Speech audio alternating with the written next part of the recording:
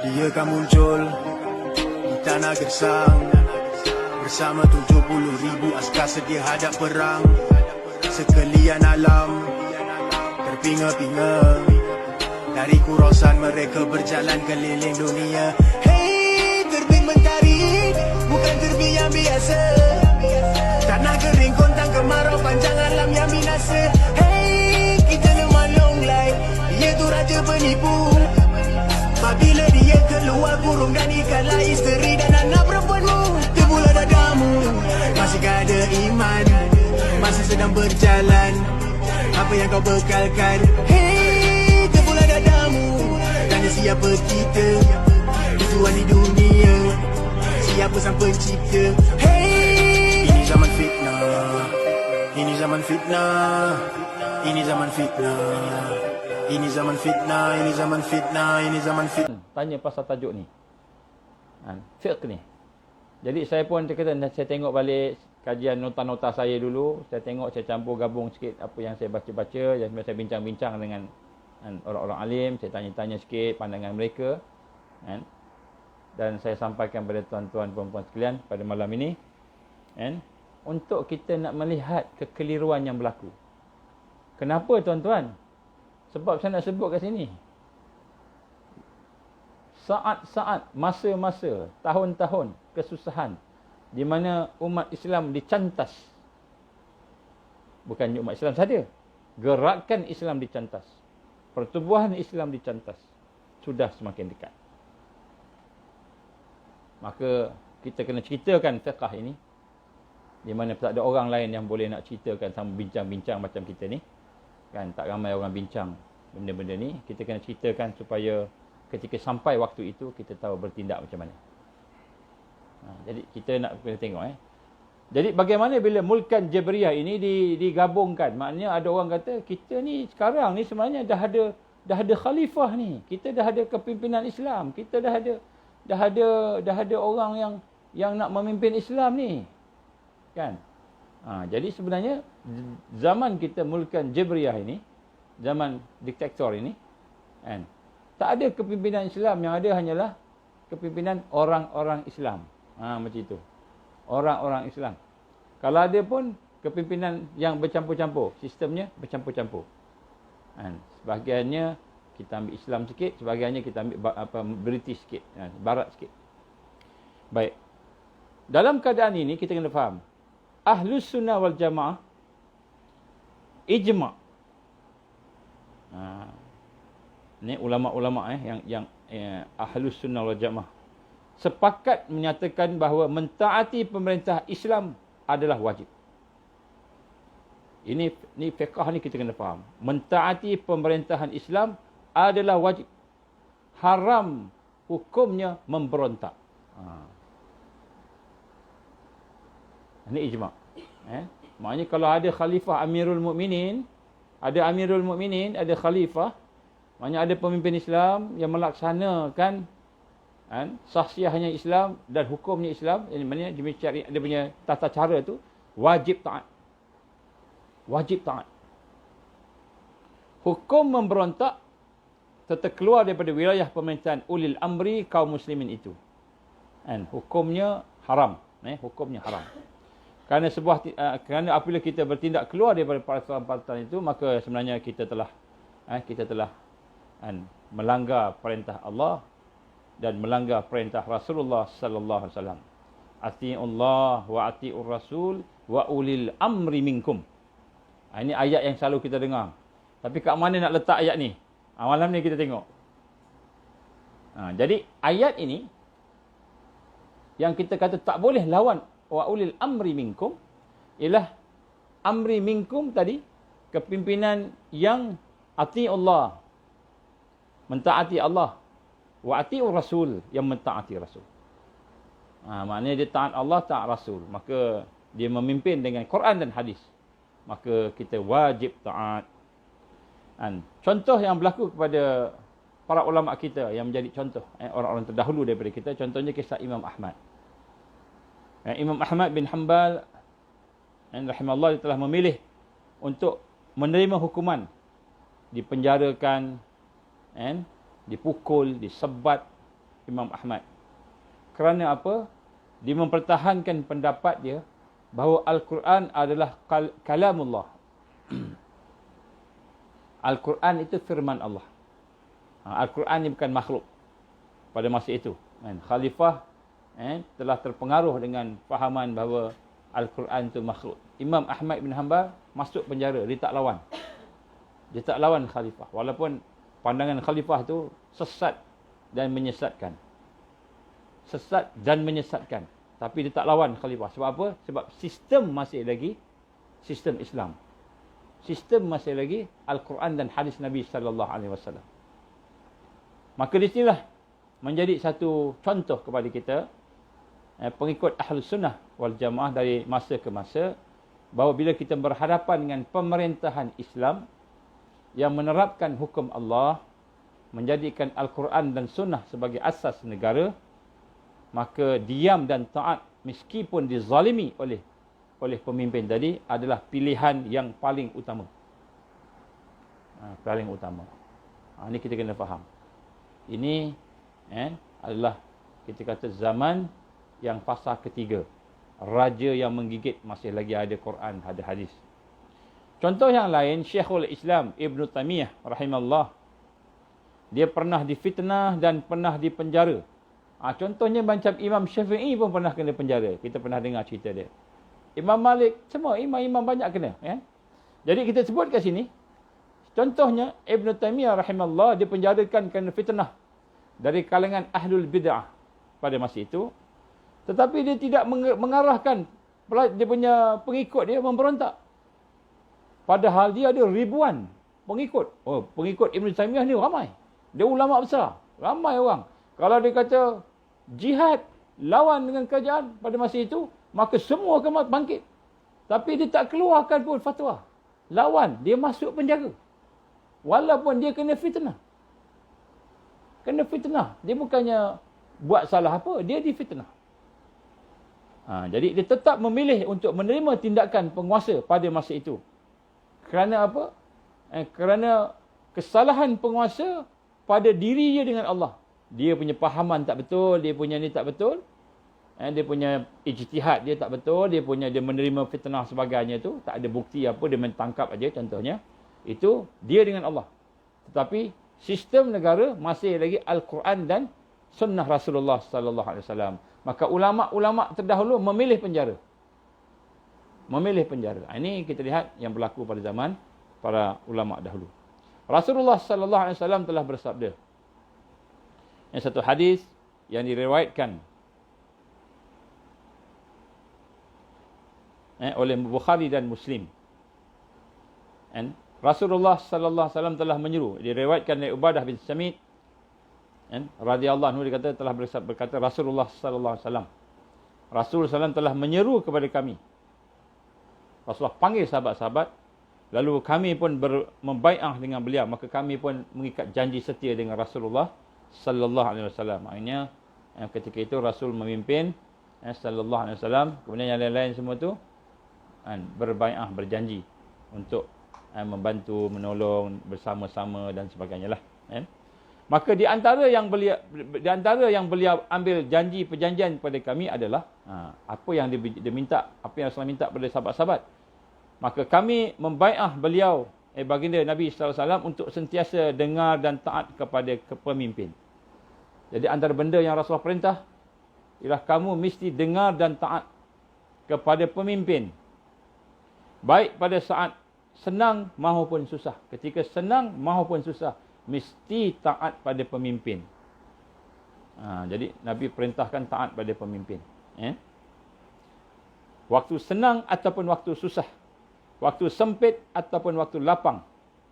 Dalam keadaan hak kami tidak dipenuhi, maksudnya pemimpin zalim pada kami, agar tidak berusaha merebut kekuasaan dan pemiliknya. Nabi larang, kalau pemimpin tu zalim pun jangan kamu lawan dia. Jangan lawan dia. Ini hadis Nabi sallallahu alaihi wasallam, kecuali ini Nabi sebut. Kecuali. Apa kecuali? Jika kamu telah melihat kekafiran yang nyata. Sehingga pemimpin itu melakukan perkara yang kufur, yang nyata, yang qat'i, yang sahih, memang kufur. Ini kufur ni. Kufur betul. Ni bukan ijtihad. Orang ni kata tak boleh, orang ni kata boleh. Kan? Contoh. Hari ni yang terakhir, baru-baru ni disebut tentang menyebut hari Natal, sambutan hari Natal. Merry Christmas. Ada ulama' mengatakan tak boleh cakap. Ada ulama' kata boleh. Adalah hujah masing-masing. Ulama' belaka kan. Betul tak betul tu terpulang pada takwa dan warak. Tapi ada benda yang khilaf lah. Contoh. Ni yang qat'i ni memang kufur sungguh. Nampak kufur. Tiba-tiba dia promote apa? Dia promote supaya kata Islam sama dengan agama-agama lain. Dia kata Islam sama dengan agama lain ni. Kita kena toleransi atas dasar brotherhood. Atas dasar Malaysian. Kita kena samakan agama kita dengan agama lain. Itu tak boleh lah. Kufur lah. Itu tak boleh taat lah. Nak taat macam mana? Dia suruh kita letak Islam bawah daripada agama yang lain, sama dengan agama lain. Tak boleh. Al-Islamu ya'lu wa la yu'ala alaih. Kalau cerah, terang-terang, contohnya, maka kata Rasulullah SAW, kecuali jika kalian telah melihat kekafiran yang nyata, yang betul-betul. Dan kamu ada dalil daripada Allah Subhanahu Wa Taala tentang kekafirannya. Memang ada dalil. Bukannya agak-agak je. Betul ke? Tak boleh ni. Tak. Bukan agak-agak. Memang ada dalil. Ini hadis riwayat oleh Imam Bukhari dan Muslim. Jadi disebut itu di sini bagaimana kita nak kena faham. Ketika dalam suasana Islam memerintah dan ketika pemimpin itu memerintah orang Islam dan dia ada kezaliman. Tetapi sistemnya masih lagi Islam, maka haram kita memberontak. Tak boleh. Ini dari sudut kaedah. Sebab tu fasa yang pertama, kedua, ketiga. Pertama, kedua, ketiga. Fasa nubuwah, fasa kenabian, fasa ketika mana sahabat Khulafa Ar-Rashidin, fasa ketika mana raja-raja yang mengamalkan sistem Islam tadi. Maka kalau ada kesalahan pemerintah, kita boleh tegur, boleh nasihat, boleh bimbing dia. Tetapi kita jangan runtuhkan sistem dia. Sistem jangan runtuhkan. Ini dari sudut permasalahan Islam, disebut qadiyah Islamiyah, dari sudut aspek siasi. Siasi. Jadi kita melihat di sini huraiannya bagaimana digambarkan oleh Rasulullah sallallahu alaihi wasallam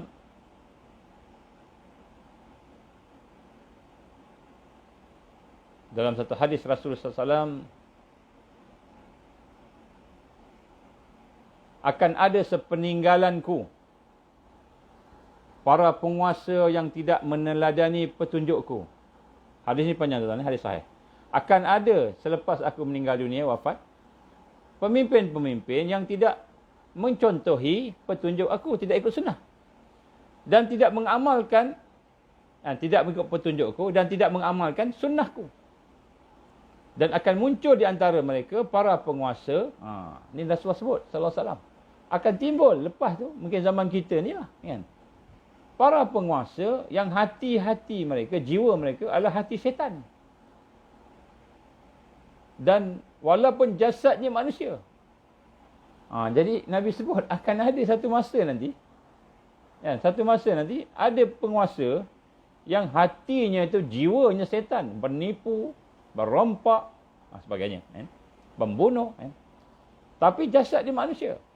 Maka aku Huzaifah Al-Yamani radhiyallahu anhu berkata, bagaimana aku harus bersikap jika mereka dalam keadaan seperti itu ya Rasulullah?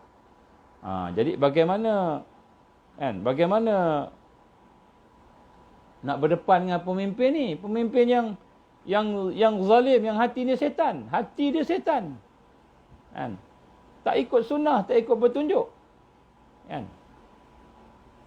bagaimana nak berdepan dengan mereka? Maka Rasulullah sallallahu alaihi wasallam pun bersabda, engkau tetap dengar dan taat kepada pemimpin itu meskipun punggung kamu dipukul, harta kamu dirampas, maka dengarlah dan taatlah. Ini hadis riwayat Imam Muslim daripada Huzaifah ibn Yaman radhiyallahu anhu. siapakah pemimpin tadi itu? Zaman bila ni? Zaman mulkan aqdar, iaitu mulkan zaman ketika kepimpinan di mana Islam memerintah. Mana Quran masih tertegak, sunnah masih tertegak, maka pemimpin zalim kita kena taat. Sebab apa? Dia tu akan mati, tak lama dah matilah dia. Jadi kita kena taat. Sebab sistem tu, jangan kita memberontak lawan pula, jatuhkan sistem Islam. Tak boleh. Tak boleh jatuhkan sistem Islam. Kalau dah Islam, tak boleh jatuhkan sistem Islam. Jadi huraian daripada para ulama menggambarkan kita, contoh dalam kitab Matan Al-Aqidah At-Tahawiyah, ulama menggambarkan, kami tidak memandang bolehnya memberontak kepada para pemimpin. Ini pemimpin yang mempunyai sistem Islam dan pemerintah kami. Meskipun mereka berbuat zalim, kami tidak mendoakan kejelekan mereka, keburukan mereka. Mati ke kan. Kami tidak melepaskan diri daripada ketaatan kepada mereka. Kami taat. Kami memandangkan ketaatan mereka adalah ketaatan kepada Allah sebagai satu kewajipan. Selama yang mereka perintah bukan maksiat. Selama dia perintah bukan maksiat kepada Allah. Dan kami doakan dengan mereka kebaikan dan keselamatan. Ini adalah apa huraian para ulama kita berkenaan tersebut. Jadi hal ini berlaku. Hadis-hadis ini kita faham. Hadis-hadis yang dimaksudkan di sini, para ulama kita menggambarkan, tatkala posisi dari kekuasaan yang berjalan di saat pemerintahan adalah pemerintahan Islam. Jadi hadis ni berlaku ketika mana sistemnya sistem Islam. Sistem Islam. Jadi hadis ni digambarkan para ulama yang menghurai ialah ketika sistem Islam. Yang menjalankan syariah Allah menggunakan sistem khilafah dan daulah Islam yang telah diterangkan dalam kitab siasah, kitab-kitab siasah yang dikarang oleh para ulama Ahlus Sunnah wal Jamaah. Jadi Ahlus Sunnah wal Jamaah dikarang, dia kata sekiranya kepimpinan itu mengamalkan syariah, walaupun dia jahat, dia zalim, hatinya setan, kena taat juga sebab sistemnya masih Islam. Dia zalim dia dengan Allah, peribadi dia. Tapi sistem masih Islam. Jangan runtuhkan sistem Islam tu. Kerana kezaliman yang dilakukan oleh para penguasa pada saat itu adalah kerana maksiat dalam dirinya. Dia, dalam diri dia maksiat. Dia akan dihukum tak? Allah hukumlah. Itu hukuman Allah. Dia dengan Allah. Akan tetapi sistem masih lagi sistem Islam. Sistem masih Islam lagi. Tak boleh kita runtuhkan sistem Islam. Sebab pemimpin kita bantai semua. Tak boleh. Ini satu yang tak betul. Sebagaimana berlaku ketika Osmaniyah. Di akhir-akhir kepimpinan Empire Osmaniyah, ada di kalangan orang-orang Islam yang melihat kepincangan kepada khalifah ataupun kepada pemerintahan Osmaniyah. Dia bergabung dengan musuh tentera salib, bergabung dengan Nasara, Yahudi, nak lawan khilafah, nak lawan khalifah. Jadi dia tak faham. Fiqh ni dia tak faham. Bukan tak faham. Dia memang tak nak Islam pun. Kerana kezaliman yang dilakukan oleh para penguasa saat itu adalah kerana kemaksiatan diri. Diri dia sendiri salah.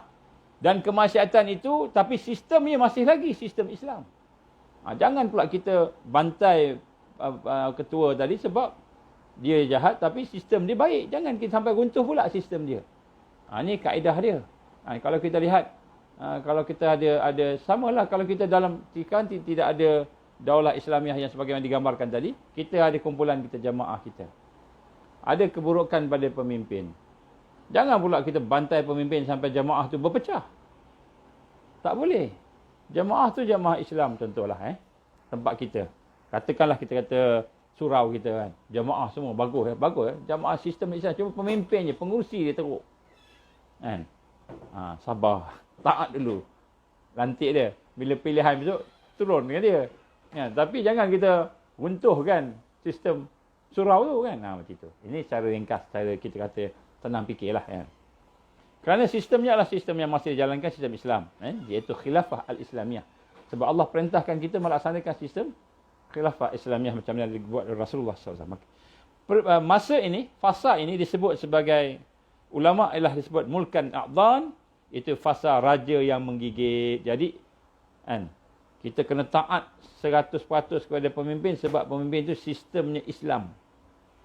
Sistemnya Islam. Itu fasa ketiga, kedua dan yang pertama. Ini kita kena faham. Kemudian artinya saat itu kekuasaan Islam masih tertegak walaupun beberapa kelemahan-kelemahan, peraturan, tindakan zalim berlaku. Baik, hari ini kita berada di fasa yang keempat. Mulkan dan Jabriyan.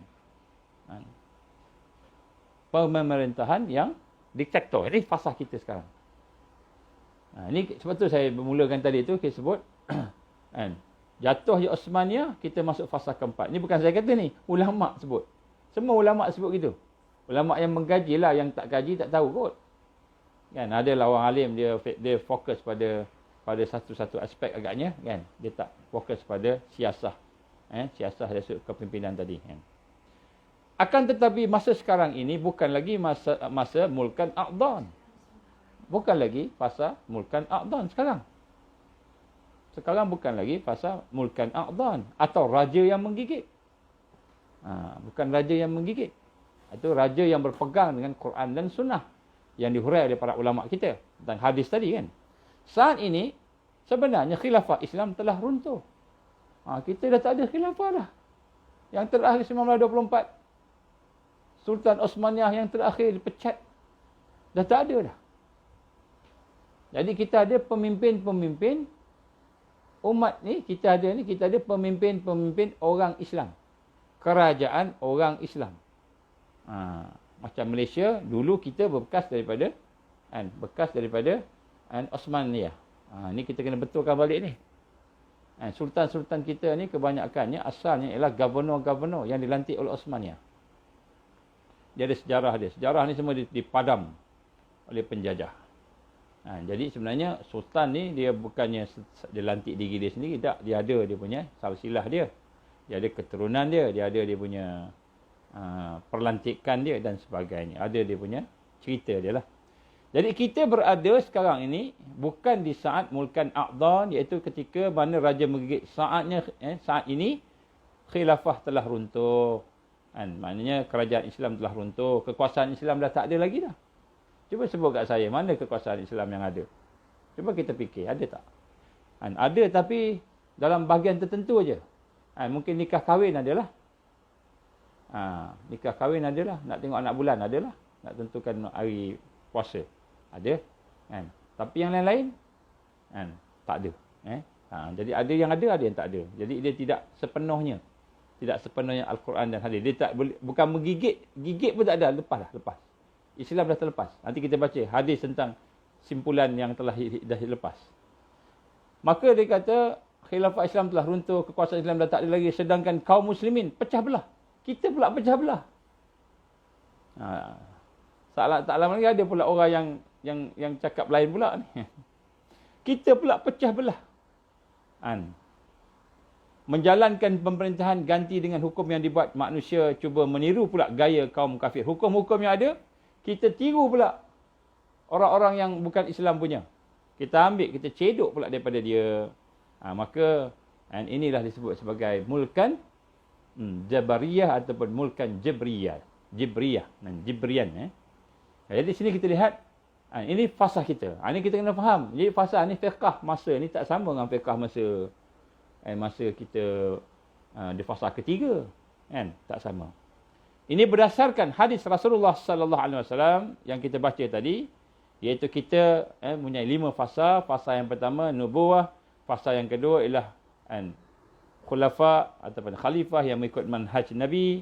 Fasa ketiga fasa disebut sebagai mulkan aqdan, iaitu fasa di mana umat Islam kepimpinannya itu kepimpinan yang menggigit, raja yang menggigit. Keempat, fasa penguasa yang memaksa, mulkan Jabriyan. Baik. Di sinilah sangat jelas bahawa posisi sekarang ini umat Islam berada dalam posisi mulkan Jabriyah. Sedangkan umat Islam bersangkutan dengan mulkan Jabriyah ini perlu kita faham hadis Nabi sallallahu alaihi wasallam. Jadi hadis macam mana yang sesuai dengan zaman kita ni? Ni kita kena tengok. Kalau kita tak faham, kita ingat hadis yang atas tadi. Hadis yang atas tadi untuk fasa ketiga. Ini ulama-ulama dah bagikan. Dah bagikan. Jadi saya cuma sampaikan aja. Hadis ini daripada Abu Sa'id Al-Khudri radhiyallahu anhu telah berkata. Ni hadis tentang zaman kita ni. Hadis ni panjang tuan-tuan. Saya baca pelan-pelan. Tuan-tuan dengar elok-elok, catat elok-elok. Ni hadis zaman kita ni. Hadis ni diriwayatkan oleh At-Tabrani dan Baihaqi. Hadis sahih. Hadis yang telah disahihkan oleh Albani. Syekh Albani pun sahihkan dia juga. Hadis ini. Hadis daripada Tabrani dan Baihaqi. Maka saya bacakan di sini daripada Abu Sa'id Al-Khudri radhiyallahu anhu telah berkata, Rasulullah sallallahu alaihi wasallam berdiri di tengah kami dalam salah satu khutbah. Jadi Rasulullah SAW berdiri. Kemudian baginda berkhutbah. Di antaranya beliau telah bersabda. Ni dengar tuan-tuan. Ini hadis zaman kita ni. Supaya kita tak keliru. Dengar. Apa kata Rasulullah? Ketahuilah. Aku hampir saja dipanggil. Itu oleh malaikat maut. Aku hampir saja dipanggil. Maknanya dah dekatlah nak meninggal dunia. Rasulullah sebut. Akan wafat. Lalu aku penuhi panggilan tersebut. Maknanya bila datang malaikat maut, Rasulullah akan panggil. Penuhi. Rasulullah tak tunggu dah. Bila dah waktu ajal, Allah dah tentu ajal. Maka tentukan ajal baginda Rasulullah SAW. Rasulullah boleh minta tangguh. Special Rasulullah SAW ni. Special. Dia boleh minta tangguh. Kita tak boleh. Kita nak minta tangguh, menangis lah, air mata darah pun mati. Fa'iza ja'a ajaluhum la yastakhiruna sa'ah wa la yastaqdimun. Bila sampai ajal kamu, ajal mereka itu tak lambat sesaat, tak cepat saat. Mati kita. Jadi Rasulullah SAW gambarkan, maknanya dah dekat dah Rasulullah SAW di hujung-hujung. Maka ketahuilah, aku hampir saja dipanggil oleh malaikat maut, lalu aku penuhi panggilan tersebut. Sesudahku, kelak kamu akan dipimpin oleh penguasa yang berkata. Jadi selepas aku meninggal ni, selepas aku wafat, kata Rasulullah SAW, kamu akan dipimpin oleh penguasa, pemimpin yang berkata, memerintah, berdasarkan landasan ilmu, maknanya dia memerintah dengan ilmu. Maknanya zaman kita ni ada pemimpin yang memerintah dengan ilmu, yang memerintah dengan takwa, dan berbuat berdasarkan ilmu, dan dia melaksanakan kepimpinannya dengan ilmu. Dia ada penasihat-penasihat dia yang bagus-bagus, yang soleh-soleh, yang takwa, dan dia pun bertakwa. Dia bukan buat ikut nafsu, dia buat ikut ilmu. Jadi zaman kita ni ada pemimpin macam tu. Mentaati mereka merupakan ketaatan yang benar kepada pemimpinnya. Jadi siapa yang ada pemimpin macam itu, kena taat. Kena taat. Pemimpin yang berlandaskan ilmu dan berbuat juga kerana ilmu, bukan nafsu. Bukan nafsu. Baik. Maka, dan kamu akan berada dalam kondisi selama beberapa waktu lamanya. Kamu akan berada berapa lama, lepas tu, setelah itu kamu akan dipimpin oleh penguasa yang berkata bukan berdasarkan ilmu. Jadi lepas tu akan ada pula pemimpin-pemimpin yang memerintah bukan berdasarkan ilmu, bukan berdasarkan Quran dan hadis, bukan berdasarkan kepada perkara-perkara yang syarak. Dan berbuat bukan berdasarkan landasan ilmu. Dia buat bukan landasan ilmu, dia tak ikut landasan ilmu. Dia ikut landasan-landasan yang lain. Bukan Quran, bukan hadis. Maka barang siapa menjadi penasihat mereka. Ni tuan-tuan, ni Rasulullah sebut. Ni hadis sahih tuan-tuan. Barang siapa yang menjadi penasihat mereka, berarti ia telah binasa dan membinasakan orang lain. Maknanya penasihat tu tak boleh nak bagi penasihat kat dia. Dia tu dah memang dah nak, dia bukan nak nasihat, buat syarat aja. Maka siapa jadi penasihat, kata Rasulullah SAW, dia telah binasa dan membinasakan orang lain. Jadi saya pun bimbang juga diri saya ni. Saya tak tahu, pokok kita nak bagi nasihat orang pula kan. Ataupun kita nak nasihat diri kita pun tak betul kan. Maka hendaklah kamu bergaul dengan mereka secara fizik. Jangan kita tinggalkan. Jangan kita kutuk-kutuk dia. Jangan kita tinggalkan dia. Bergaul dengan dia secara fizikal. Fizikal tak apa. Dalam rangka kita nak dakwah kat dia. Buat baik. Jangan buat jahat. Jangan berpecah sama Islam. Jangan. Rasul kata bergaul dengan mereka secara fizikal. Mudah-mudahan ada hidayah di situ. Namun Janganlah perbuatan kalian mengikuti kelakuan mereka, tapi jangan ikut kelakuan dia. Mari kita pergi ke dia untuk menjadi contoh, untuk menjadi qudwah, untuk dakwah, untuk menasihati. Tak betul ni. Tuan, saya minta maaf. Saya ni tak pandai. Saya ni orang kampung aja. Tapi saya ingat apa yang Tuan cakap ni tak betul. Kan? Kita bagi nasihat kat dia. Saya doakan Allah bagikan kepada Tuan kan, sebagai pemimpin atau hidayah untuk buat keputusan yang betul. Kita jangan tinggalkan dia. Jangan kita buat musuh dengan dia. Kita kena bergaul dengan dia, berbaik dengan dia. Jangan kita jadikan pula kita dengan sebab kesilapan dia, kesalahan dia, kita pun nak pecah-pecah belah. Jangan. Kita tolong dia sama-sama. Pemimpin ni kita tolong. Kerana dia Islam juga. Cuma dia tidak berlandaskan ilmu. Maknanya ada kekurangan di situ. Tetapi Nabi gambarkan bahaya. Apa bahayanya? Berada di situ. Binasa dan membinasakan orang lain.